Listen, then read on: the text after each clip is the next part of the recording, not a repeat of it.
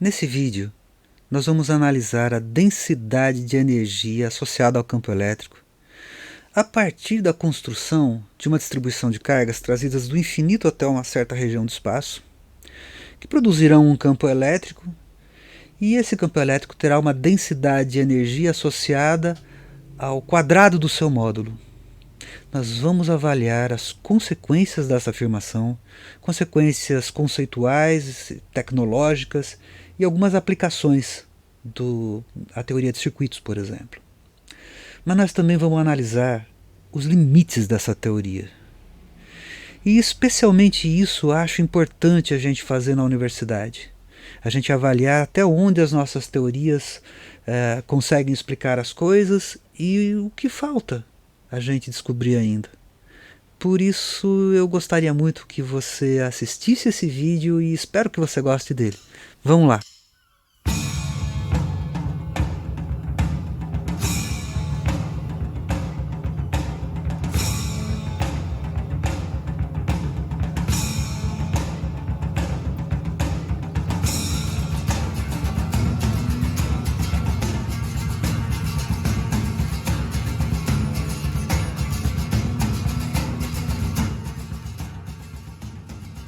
Ok, a primeira coisa que a gente vai fazer é relembrar a relação entre energia potencial e potencial elétrico. Nós já vimos isso, mas isso vai ser muito importante hoje. Tá? A relação entre essas duas quantidades.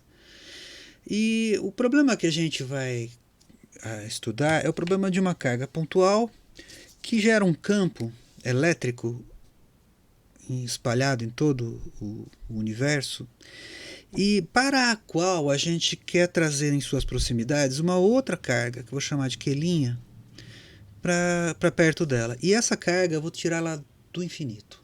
Eu vou tirar ela de uma região tão longe que eu vou considerar o potencial muito pequeno, arbitrariamente pequeno, até trazer ela para uma posição a uma distância r dessa carga. Nós já fizemos esse cálculo, eu só vou relembrar para a gente usar os valores durante a nossa discussão.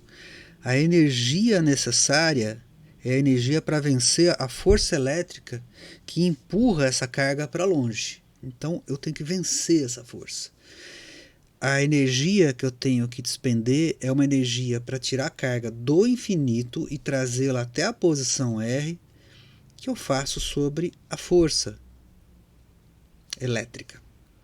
E isso dá para mim um valor que é a carga quelinha, que multiplica menos a integral de infinito até R do campo elétrico.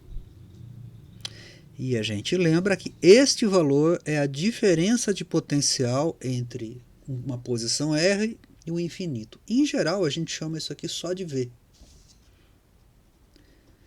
Porque é de praxe, é comum colocar o potencial igual a zero no infinito, mas o autor, a pessoa que está falando, tem que especificar isso, que está colocando o potencial no infinito. E quando isso acontece, a gente pode, inclusive, escrever o nosso potencial elétrico como sendo dado pelo princípio da superposição. A gente superpõe o efeito de todas as cargas. Eu vou escrever daquelinha aqui, que é a forma mais geral. Integral de R menos R', eu integro sobre R' e obtenho potencial elétrico na posição R. Tá, isso aqui é sobre todo o volume. Bacana, então eu sei quanto de energia que eu preciso para tirar essa carga daqui e colocar aqui. Pela nossa conta é o valor dessa carga que multiplica o potencial elétrico. O nosso problema consiste em a gente colocar não uma carga na presença de outra, mas N cargas. N cargas. Vamos começar a fazer essa conta. Primeiro, quando eu trago a primeira carga para cá, agora eu vou numerar. Tá? Vou numerar as minhas cargas. Essa aqui eu vou chamar de Q1. E essa aqui eu vou chamar de Q2, mas eu vou tirar ela daqui. Eu vou colocar Q2 nesta posição aqui. Ó. Q2 está aqui. Essa será a posição R2 e essa eu vou chamar de posição R1 para essa carga Q1 que está aqui. Olha só, o valor desse cálculo aqui também nós já fizemos para uma carga pontual. Nós já fizemos e o valor do potencial para uma carga pontual é 1 sobre 4πε0, o valor da carga que produz o campo dividido pela distância até onde você quer saber quanto que é o potencial. Então, o produto dessa carga vezes o potencial nesse ponto causado por essa carga nada mais é que o valor dessa carga dividido por essa distância, que eu vou chamar essa distância de R12, que é para dizer que é a distância da posição da carga 1 até a posição da carga 2. É um valor escalar. Se eu colocar uma terceira carga agora, aqui, nessa posição, na posição R3, essas distâncias aqui eu vou chamar de outros nomes que são R23 e R13. Qual é a lógica disso? É a distância da posição 1 até a posição 3, a distância da posição 2 até a posição 3. E a carga que está aqui é a carga Q3. Usando essa fórmula, nós vamos escrever a energia total desse sistema. Primeiro, a energia para colocar a carga 2 na presença da carga 1 é 1 sobre 4πε0Q1 sobre R12, que é a distância que a carga 2 vai chegar. Isto aqui é o meu potencial na posição 1, 2, que multiplica a carga Q2. Quando eu coloco a carga Q3, ela sente a presença das cargas que já estão lá, que são Q1 e Q2. E isso é superposto, porque isso, veja, o potencial é a soma das contribuições das cargas. Então, para colocar uma carga aqui na posição Q3, eu tenho que somar as contribuições da carga do campo produzido pela carga Q1 e seu respectivo potencial, e do campo provocado pela carga Q2 e seu respectivo potencial. Para a carga Q1, eu tenho, para colocar a carga Q3 nesta posição que é R13 de distância em relação a Q1, eu preciso de uma energia que é o potencial causado pela carga Q1 no ponto R13, que multiplica o valor da carga 3. E para colocar essa mesma carga aqui, ainda tenho que vencer o campo provocado pela carga Q2. E nesse caso, eu vou ter que fazer aqui o U23, que é 1 sobre 4πε0, agora é Q2 dividido por R23, que é o potencial causado por essa carga nesta posição, que multiplica a carga que eu pus ali, que é Q3, que também veio de lado infinito. Olha só, para um sistema de N cargas, no caso aqui eu tenho 3, o que está acontecendo é o seguinte: eu vou ter que somar todas as combinações das N cargas.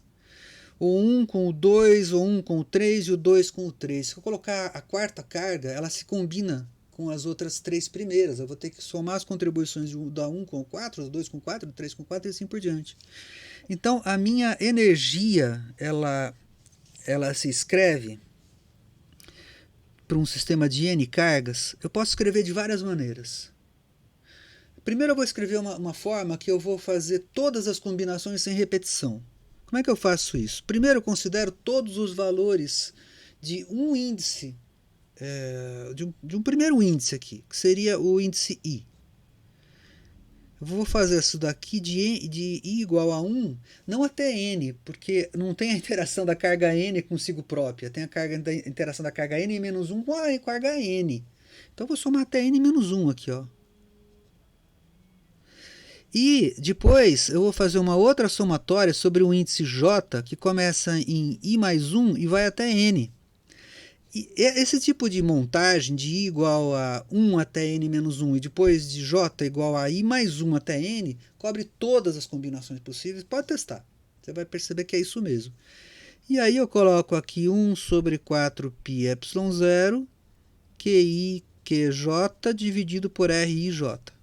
Vamos lembrar que R e J vai ser sempre as nossas distâncias entre as posições I e a posição J. Então, isso aqui, na verdade, é um módulo de uma subtração vetorial. Tá? Lógico que RIJ igual a RJI, porque é só trocar as posições aqui. Essa é a definição dessa grandeza aqui. Mas tem uma maneira que é mais elegante da gente fazer essa conta aqui, que é a seguinte. Ao invés de fazer isso, eu posso escrever, olha, duas somatórias iguais. Somatório de I igual a 1 até N e somatório de J igual a 1 até N, com a única restrição de que I é diferente de J. Então eu faço essas duas somas aqui. E ponho aqui, olha, 1 sobre 4π ε0, a mesma coisa que está ali em cima. QI, QJ dividido por RIJ. Beleza? Beleza, né? Só que tem um negócio, já deve ter percebido. Por exemplo, se eu colocar I igual a 1 e J igual a 3, eu fico com Q1, Q3 dividido por R1, 3. E na hora que eu somar o contrário, quer dizer, que se eu colocar o J igual a 1 e o I igual a 3, eu vou ter o Q1 e o Q3 aqui em cima, trocada a ordem, mas é um produto. E em vez de R13, eu vou ter o R31. Mas olha, é a mesma coisa. O que vai acontecer é que os pares vão aparecer duas vezes. Logo, como isso aqui é só uma soma escalar, basta para mim dividir isso aqui por 2. Tá? Coloco um meio na frente e resolvo o meu problema. Essa primeira expressão que está aqui vai ser muito importante para a gente. Vai ser muito importante para a gente. Ela é a base da nossa argumentação e nós vamos voltar a ela várias vezes ainda. Mais um passo para frente. Agora eu vou reescrever essa equação aqui da seguinte forma. Isso aqui é meio do somatório de I igual a 1 até N, ou seja, eu estou somando sobre todas as cargas do meu sistema, multiplicando a carga vezes o potencial causado pelas demais cargas na posição que essa carga está. Tá? Isso aqui eu vou chamar de VI. Quanto que é VI? VI é exatamente o que está nessa expressão aqui. Exatamente. O meu VI, olha, ele é somatório de J igual a 1 até N, mas com o J diferente de I, de 1 sobre 4π ε0, de QJ dividido por RIJ.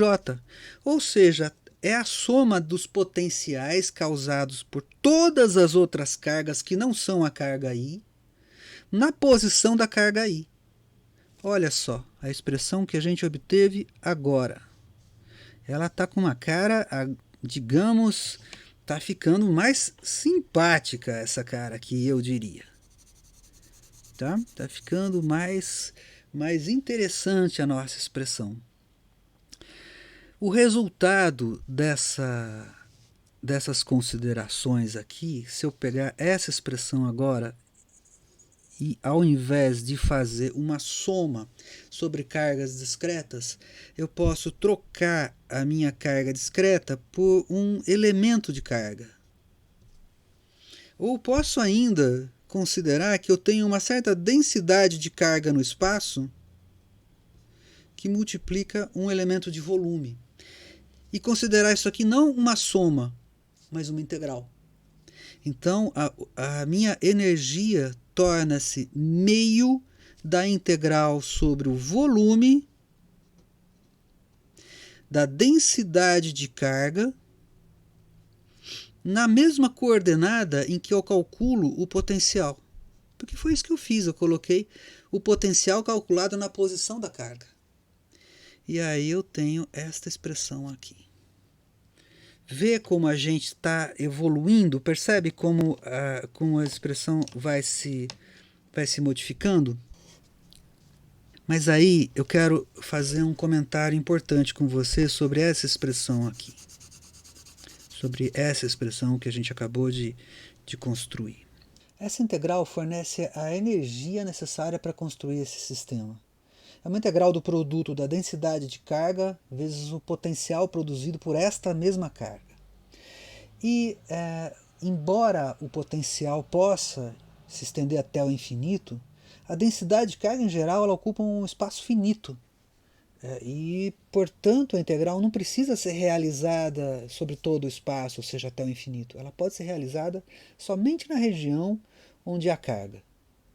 E a construção, a gente deve lembrar como ela foi feita, né? Foi pedacinho de carga por pedacinho de carga, foi sendo colocado na sua posição, e isso formou essa distribuição de carga. Então, nessa distribuição é até, se você pensar bem, é razoável que a integral seja feita só aonde há carga, porque foi ali que a carga foi colocada, e ela foi colocada com uma certa quantidade de energia para cada pedacinho que foi colocado. E essa expressão é a expressão da energia total. Mas o nosso próximo passo vai mostrar que a energia pode não estar associada à carga, mas associada ao campo elétrico. Vamos ver essa outra expressão. Pois bem, nós vamos fazer o seguinte agora. Nós vamos usar uma propriedade do cálculo diferencial vetorial, que é essa aqui, olha. O divergente de uma função vetorial, eu vou colocar minha função vetorial aqui, e de uma função que multiplica uma função escalar, é igual o divergente da função vetorial que multiplica a função escalar mais a função vetorial que multiplica o gradiente da função escalar. Isso aqui. E aí eu vou reparar que esta expressão aqui, ela tem a densidade de carga. E acontece que a densidade de carga, pela lei de Gauss na fórmula diferencial, ela é ε0 que multiplica divergente de E. Mas que interessante isso, hein? Isso significa que eu posso escrever essa integral aqui assim, olha. A minha integral fica meio da integral de ε0 divergente de E no lugar da densidade de carga que multiplica V. Mas olha o que eu tenho aqui em cima. Divergente de E que multiplica V. Logo, esta quantidade aqui ela é igual ao divergente do campo elétrico vezes o potencial menos campo elétrico escalar gradiente de V. Essa expressão, então, ela fica meio de ε0 integral do divergente de EV, potencial vezes campo, dV', menos a integral de ε0 sobre 2 de E escalar gradiente de V. Só que o gradiente de V, por um acaso, ele é menos o campo elétrico. E isso nós já vamos usar já já. Esta integral, eu posso usar a lei de Gauss. E pela lei de Gauss, essa integral aqui, olha, eu vou separar ela do conjunto. Essa integral aqui, ela pode ser escrita como sendo uma integral de superfície. Na verdade, pelo teorema de Gauss, desculpe. Pelo teorema de Gauss, essa integral pode ser escrita como uma integral de superfície de V e escalar ds. Tá? E qual superfície é essa? Lembra que eu falei que a gente pode integrar no volume até o infinito? Se eu tiver uma distribuição finita de carga, o campo elétrico no infinito vai ser o campo elétrico de uma carga pontual, assim como o potencial vai ser o potencial de uma carga pontual. Então, no infinito tudo vai parecer um ponto. Só que o campo elétrico de uma carga pontual cai com 1 sobre R ao quadrado e o potencial cai com 1 sobre R. Então esse integrando aqui cai com R elevado a menos 3. Enquanto esse elemento de superfície cresce com R ao quadrado. Lembra, ele é R ao quadrado seno de θ de φ, que resulta inversamente proporcional a R. Essa integral feita no infinito tende a zero. e sobra para mim só esse pedaço aqui. E aí eu vou lembrar que E igual menos gradiente de V. E esse sinal de menos aqui do lado de fora vira um sinal de mais. E aí eu tenho uma energia que é ε0 sobre 2, que será? Integral de volume do módulo ao quadrado de dV, como a gente obteve antes. Mais uma vez, nós vamos ter que conversar sobre essa integral, e conversar bem conversado. Quando a gente viu a primeira integral, que é a integral da densidade de carga vezes o potencial, de fato que essa expressão mostra para a densidade a forma de construir a nossa energia potencial. Mas agora, essa nova expressão, energia igual a ε0 sobre 2, que multiplica módulo ao quadrado da densidade de carga, tem um significado diferente, que a gente já explorou antes, que é o significado de ser uma densidade de energia no espaço. De fato, é isso que esse valor significa. E aqui eu quero colocar duas coisas que você encontra bem discutidas no capítulo 27 do volume 2 do The Feynman Lectures on Physics. Tá? Você encontra aqui. E ele fala o seguinte. Primeiro, que a energia, quando você tem um sistema que conserva energia, essa informação ou essa grandeza que é conservada, ela não se transmite de um lugar para o outro no universo, desaparecendo de um lugar e aparecendo no outro. Ela, de uma certa forma, ela é transmitida de uma posição de um lugar para o outro, e essa informação não circula a velocidade maior que a da luz. De fato, o que essa expressão mostra dessa densidade de energia, que existe associada ao campo uma densidade de energia, e pensando em termos de relatividade e em termos de simultaneidade, ou seja, de que a energia tem que se manter constante, mas respeitando a simultaneidade relativística, o que acontece é que essa energia ela flui pelo espaço, como se fosse uma propriedade associada ao campo que não simplesmente se transfere de um lugar para o outro ou é válida simultaneamente em lugares distantes, como se ela se transportasse instantaneamente. Não, ela é como se ela fluísse. Em eletrostática, essa ideia fica difícil da gente entender porque os objetos, afinal, não se movem. Mas presta atenção, quando a gente tirou as cargas do infinito e trouxe as cargas até as suas posições finais, houve movimento. Houve movimento e, portanto, houve campo magnético. E se houve campo magnético, houve energia armazenada nos campos magnéticos. Então, o nosso tratamento, de alguma forma, ele ainda é um tratamento parcial. O eletromagnetismo, quando a gente aprende, tem um negócio que é assim. A gente faz um movimento de ir em frente e depois a gente volta para rever, colocando mais elementos no nosso entendimento sobre as coisas. E uma das coisas que a gente entende é que quando a energia flui de um lugar para o outro, é necessário que haja simultaneamente um campo magnético e, portanto, tem que ter correntes. Isso nós vamos ver ainda durante o curso, mas o fluxo de energia em qualquer situação requer os dois campos. A presença dos dois campos é necessária. Sem um campo ou sem o outro campo, a energia não sai de um lugar para o outro, ela não flui de um lugar para o outro, não se transfere de uma fonte para uma carga, por exemplo. Então, em tudo que você olhar ao seu redor, você vai sempre ter um campo magnético e um campo elétrico transportando energia.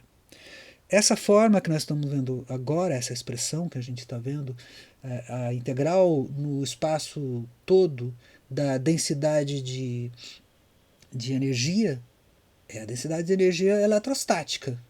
É a expressão que vale para um sistema onde a distribuição de carga está parada. Mas ela permanece válida também na eletrodinâmica, só que acrescida do termo correspondente à energia acumulada no campo magnético. Tá bom? Então essa é a nossa primeira apresentação dessa expressão. Agora nós vamos dar uma olhada nas suas aplicações e nos seus limites. Tá bom? Vamos em frente. Vamos calcular a energia acumulada dentro de um volume de 1 metro cúbico por um campo elétrico, e depois nós vamos fazer a mesma conta para um campo magnético. E nós vamos escolher valores que sejam bem intensos relativamente a cada um dos campos. Então, para o campo elétrico, nós vamos escolher o valor de 3 megavolts por metro.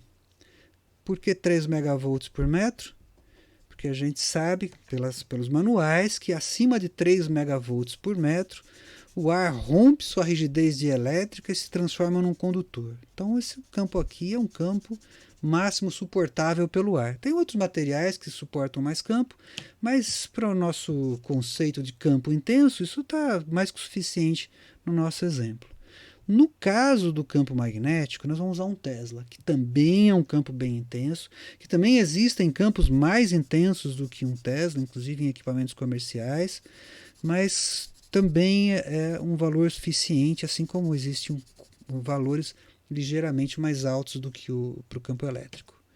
Vamos comparar a quantidade de energia que a gente consegue acumular com um campo elétrico e com um campo magnético para o mesmo volume.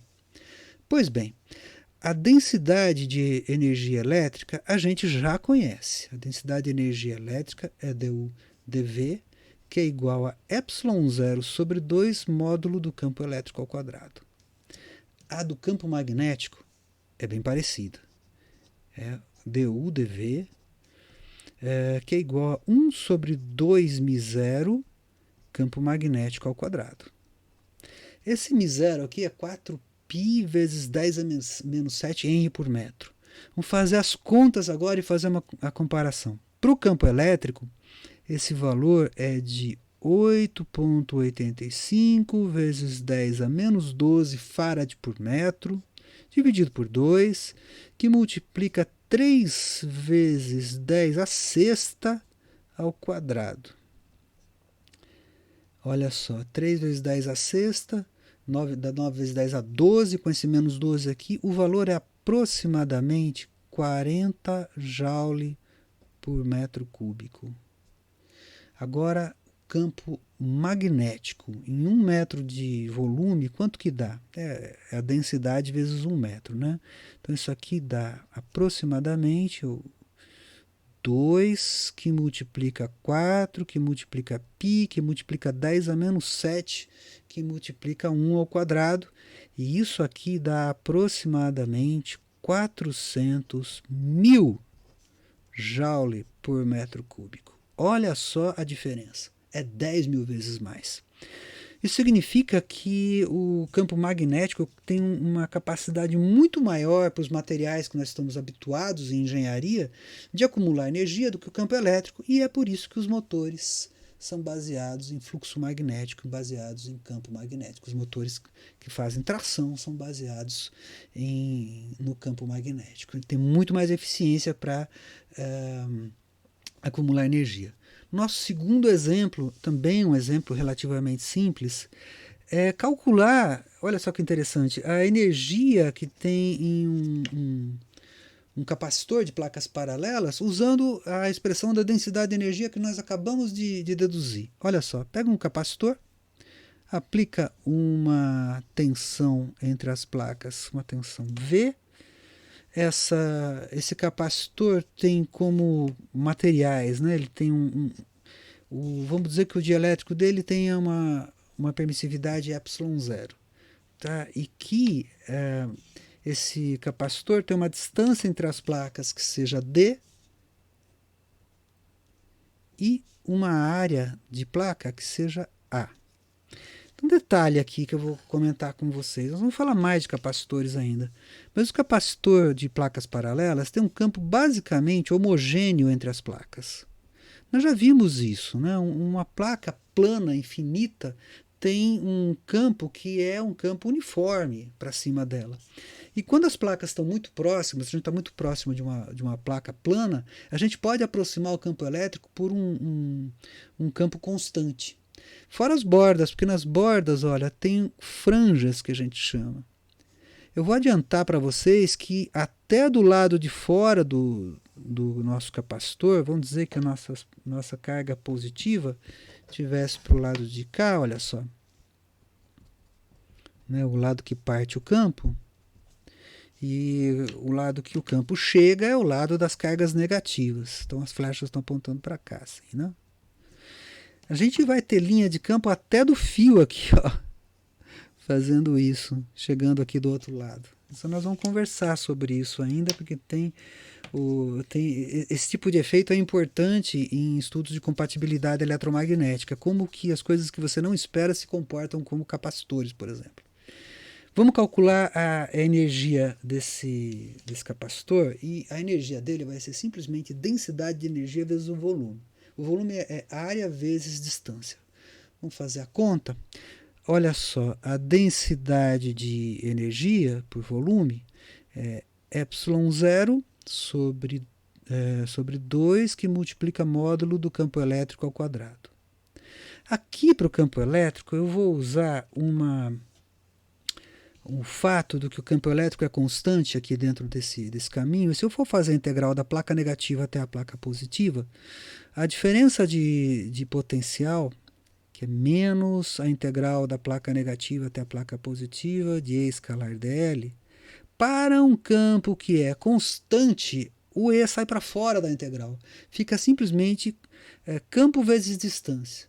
Bom, eu estou interessado no módulo disso, então fica aqui V, que é a minha diferença de potencial, é E vezes D, e que, portanto, o meu campo elétrico se escreve como V sobre D.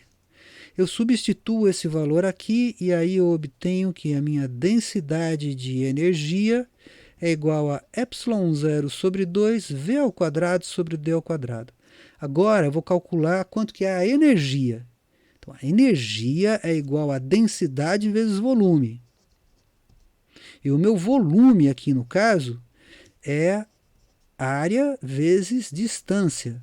Então eu coloco aqui a distância, a área e substituo aqui embaixo. Vamos colocar todos os valores agora. Eu tenho ε0 sobre 2, V ao quadrado sobre D ao quadrado, que multiplica D, que multiplica a área. Esse D corta com esse quadrado.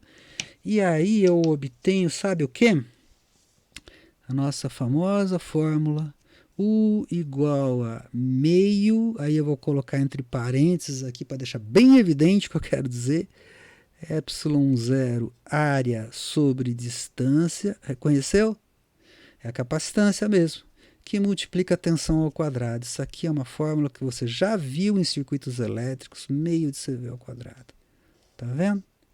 Tudo que a gente fez foi absolutamente coerente com a nossa construção de dizer que a densidade de energia elétrica causada pela presença do campo elétrico é ε0 sobre 2, que multiplica o módulo do campo elétrico ao quadrado. Agora nós vamos estudar os limites dessa ideia, dessa teoria, até onde ela chega e onde ela, a partir de que ponto ela já não funciona mais, ou pelo menos não funciona mais direito. Tá bom? Vamos pro próximo passo, então. Nova Poética, Manuel Bandeira. Vou lançar a teoria do poeta sórdido. Poeta sórdido, aquele em cuja poesia há a marca suja da vida.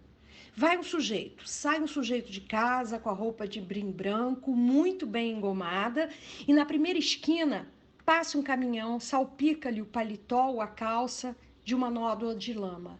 É a vida.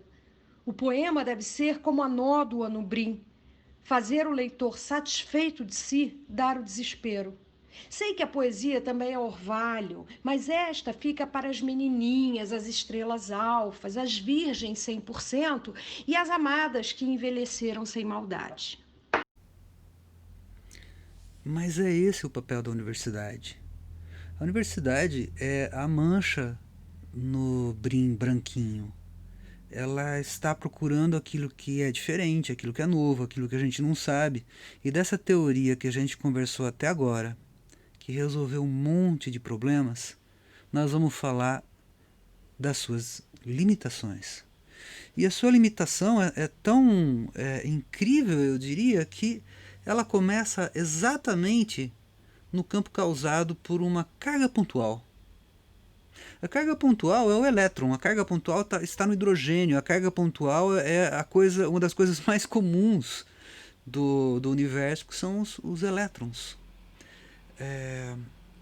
Se a gente considerar o campo de uma carga pontual, cujo raio é zero, carga pontual, raio zero, o elétron é uma partícula elementar, ela tem o raio nulo.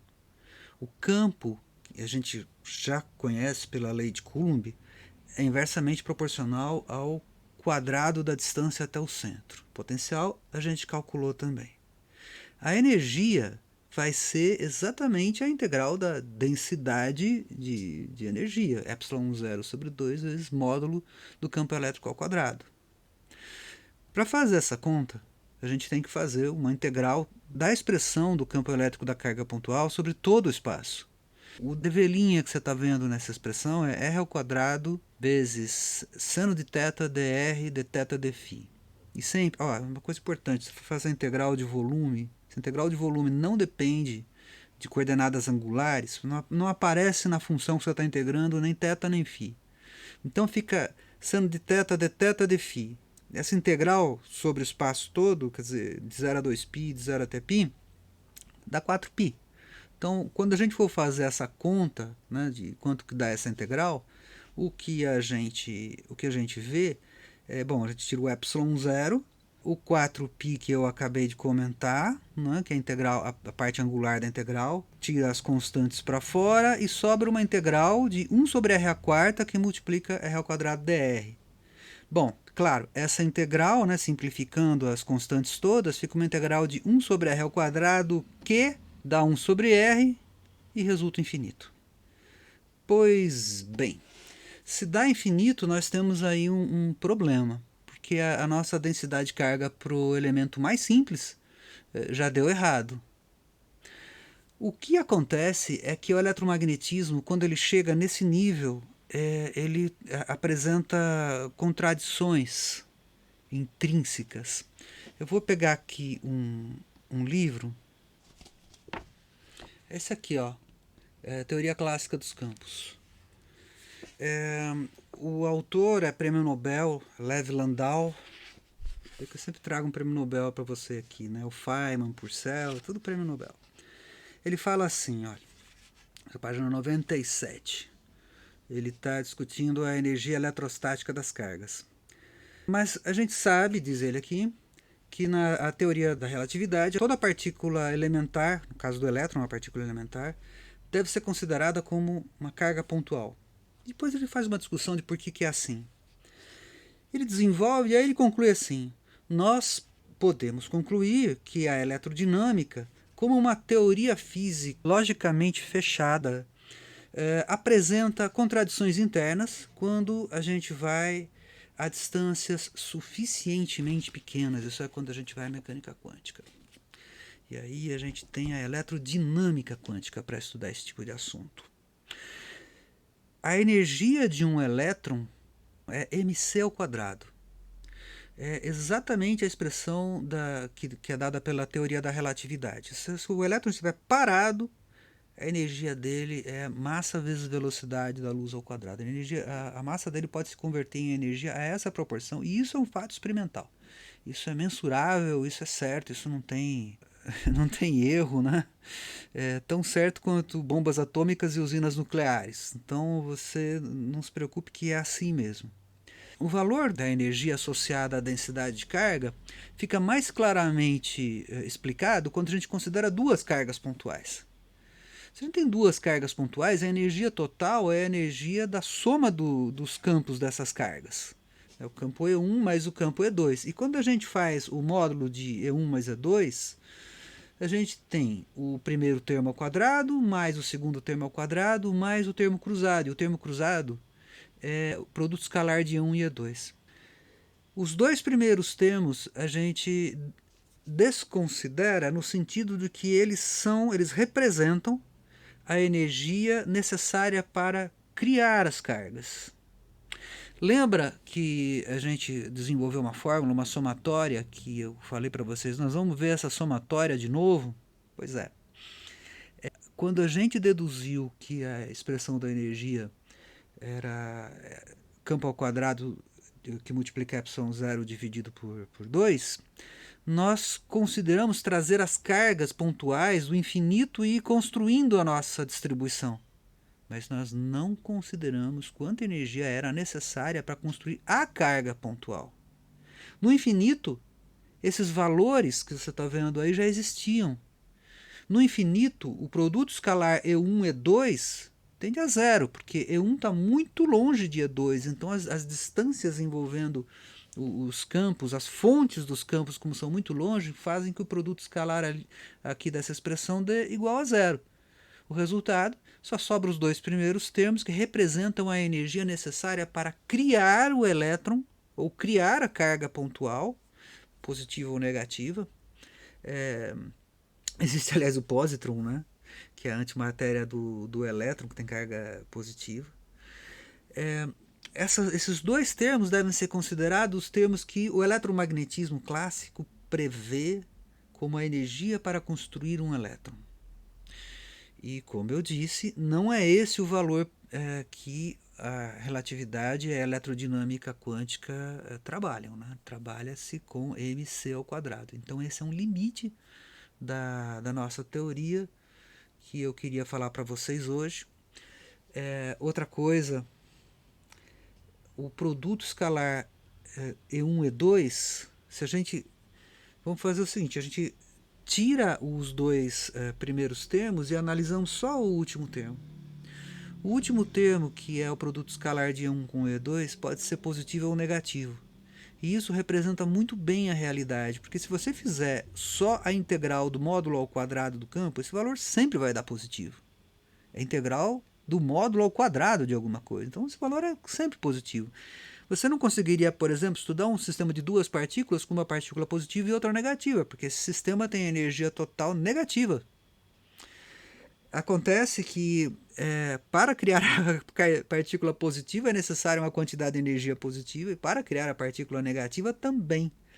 Mas a interação entre elas pode ser descrita por uma grandeza negativa que a gente estuda, que a gente é capaz de calcular a partir de primeiros princípios, como, por exemplo, é o átomo de hidrogênio, que, aliás, também não é completamente explicado pelo eletromagnetismo clássico.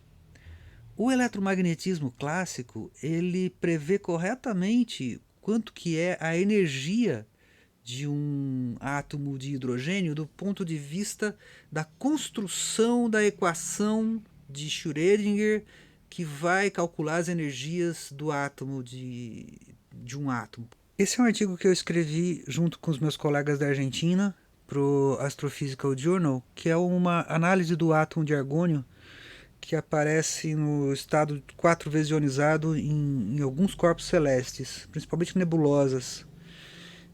Olha só, a gente encontra aqui, olha, essa aqui é a equação de Hartree-Fock, a parte radial, e o que a gente vê nesse termo aqui é especificamente o potencial coulombiano do núcleo, e também o potencial entre elétrons também aparece aqui na forma coulombiana mesmo. Então, quando a gente vai em física atômica, a gente ainda usa o potencial coulombiano, mas já com uma mecânica diferente. A gente usa a equação de Schrödinger para resolver as equações de movimento. Então, isso que você está vendo é a parte radial da equação de Schrödinger. Então, a gente chegou até esse ponto. Eu quis apresentar para vocês os limites da teoria, mas os limites da teoria não são uma coisa ruim. São os limites da teoria, a gente deve conhecer e para poder caminhar e ir em frente, seguir em frente construindo ciência, construindo conhecimento e fazendo o que a universidade está aí para fazer. Eu e vocês, como estudantes, professores e alunos, estudantes servindo a ciência para o serviço da humanidade, o bem-estar de todo mundo e do planeta, tá bom? Até o próximo vídeo. Até logo.